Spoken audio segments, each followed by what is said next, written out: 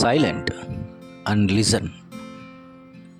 ఈ పదంలో silent, listen రెండు కూడా సమానమైన లెటర్స్తో, ఒకే విధమైన లెటర్స్తో రాయబడి ఉన్నాయి. లెటర్స్ అటు ఇటు వెళ్ళిండొచ్చు, కానీ సైలెంట్లో, లిజన్లో ఒకే రకమైన ఆల్ఫాబెటికల్ లెటర్స్ ఉంటాయి.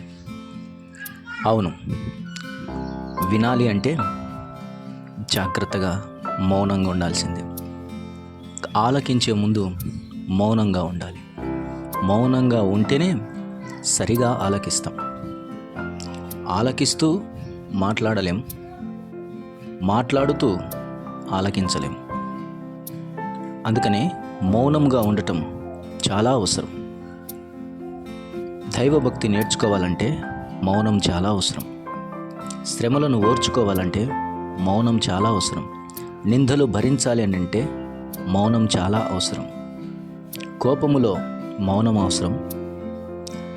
నిజ జీవితంలో అడుగడుగున చాలాసార్లు మౌనం అవసరం.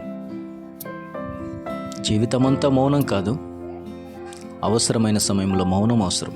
అన్నిటికంటే ముఖ్యముగా దేవుని సన్నిధిలో కూర్చొని వింటున్నప్పుడు ఖచ్చితంగా మౌనం చాలా అవసరం. నీ జ్ఞానమును దూరపరచు, నీ ఆలోచనలను దూరపరచు, నీ శక్తి సామర్థ్యాలను దూరపరచుకో. బోధించుచున్నవాడు ఎలాంటి వాడైనా, చిన్నవాడైనా పెద్దవాడైనా, దేవుని వాక్యము బోధిస్తూ ఉన్నప్పుడు చాలా జాగ్రత్తగా వినాలి. నువ్వు వినాలి అని అంటే ఖచ్చితంగా మౌనంగా ఉండాల్సిందే.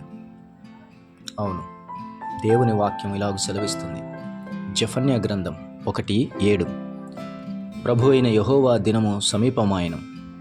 ఆయన బలి ఒకటి సిద్ధపరిచి ఉన్నాడు. తాను పిలిచిన వారిని ఆయన ప్రతిష్ఠించి ఉన్నాడు. యెహోవా సన్నిధిని మౌనముగా ఉండుడి.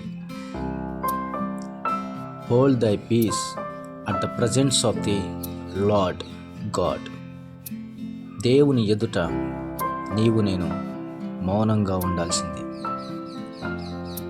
ఆయన సన్నిధిలో మౌనంగా ఉంటే ఎన్ని నేర్చుకుంటాము. చాలామంది జీవితాల్లో నేర్చుకున్న కాడికే మాట్లాడటానికి ప్రయత్నం చేస్తారు, కానీ నేర్చుకునేంత వరకు మౌనంగా ఉండటం అనేది వివేకి యొక్క లక్షణం. మౌనం వధకు ముందు మన ప్రభువు పాటించిన వ్రతం. కార్యము సంసిద్ధపరచటానికి మన ప్రభువు పాటించింది మౌనం. శిలువ కార్యము సంపూర్ణంగా జరగటానికి ఉపయోగపడిన అత్యంత ఉత్తమమైన లక్షణం, తత్వం మౌనం. కొరడాలు కొడుతున్నప్పుడు మౌనం, దుర్భాషలాడుతున్నప్పుడు మౌనం, ప్రశ్నిస్తున్నప్పుడు మౌనం, పరీక్షిస్తున్నప్పుడు మౌనం, చెల్లుమని చంప మీద కొట్టినప్పుడు మౌనం, అరచేతులతో చరచి వీపు మీద కొట్టినప్పుడు మౌనం, నాగటి చాలవలే వీపు దున్నబడినప్పుడు మౌనం. ఆయన మౌనం, మౌనం, మౌనం. ఆయన పాటించిన ఆ మౌనం, ఆ మౌన దీక్ష సర్వమానవాళికి రక్ష. ఆయన పాటించిన ఆ మౌనమే నేడు మనము అనుభవిస్తున్నటువంటి సురక్షితమైనటువంటి గొప్ప రక్షణ. ఈరోజు ప్రభు సన్నిధిలో మౌనంగా ఉండటం చాలా అవసరం.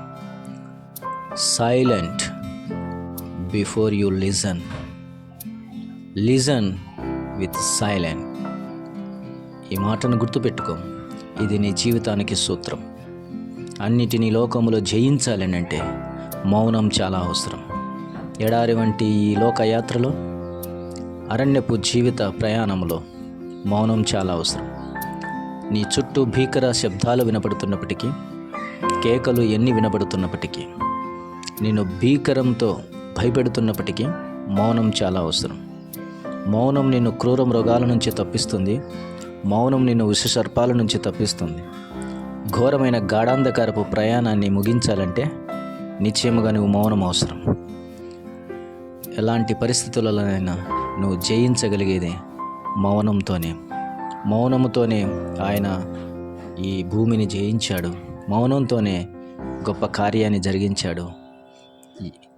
ఆయన సన్నిధిలో మౌనముగా ఉండుట, లేఖనం చెబుతుంది, సియోనులో మౌనముగా నుండుట యెహోవాకు స్తుతి చెల్లించుటయే.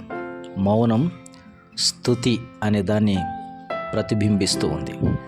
నోరు తెరిచి నువ్వు స్తుతించిన దానికంటే ఆయన ఎదుట మౌనముగా వినుట గొప్ప స్తుతి. ఇంతకంటే మించిన స్తుతి ఆరాధన క్రమం ఇంకొకటి లేదు. మౌనంగా ఉండటం నేర్చుకుందాం. ప్రభు పాదాల దగ్గర నిలబడి విందాం. అట్టి కృపాదేవుడు మనందరికీ దయచేయునుగాక. ప్రియ తండ్రి స్తోత్రం.